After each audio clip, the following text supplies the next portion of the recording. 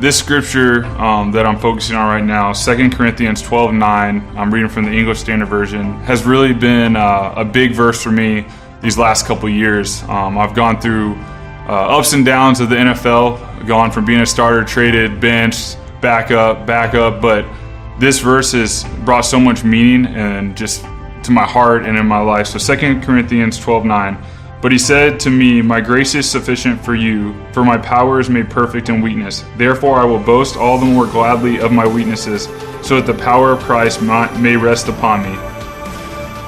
This verse, a lot of people don't know this. I'm gonna share this right now because I think it's important. After my time with a certain NFL team, I wanted to retire. This was a year ago. I wanted to retire from the NFL, and I would really struggle. I couldn't pick up a football for about 8 months. I had no love for the game, and it was tough.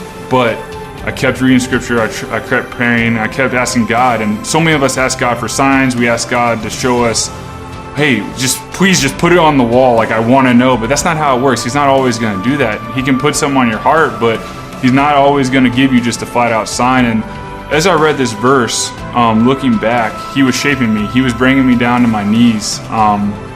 I'll never forget the moment when I decided that I had the heart to play football, and I wanted to use the platform that God had given me to glorify Him with everything I have, and just sort of a completely revigorated outlook on the game. I remember praying to Him, and at that moment when I prayed it, I sort of felt a sense of calm.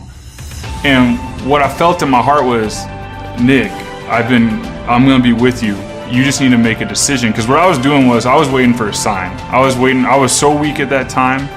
But in reality, God, I wouldn't change a thing because I grew so much through everything I went through. And at that moment through that prayer, He said, hey, just take a step of faith. You're either going to stop playing the game of football and you're going to go on to a different area of your life, and I'm going to be with you. I'm going to be the most important thing in your life. Or you're going to step back into football and you're going to continue to play, and I'm going to be with you every step of the way, and you're going to play to glorify me. And in that moment, I decided to go back to the game of football, and it was the greatest decision I ever made because of what I went through. I gained so many more characteristics that I didn't have before. That's a story I can share with friends, with loved ones, if I'm speaking at a church, or if I'm in a locker room, whatever that may be, because everyone feels weak at some time in our lives. But we have to realize when we're going through that, God's shaping our hearts and allowing us to grow to become who He created us truly to be.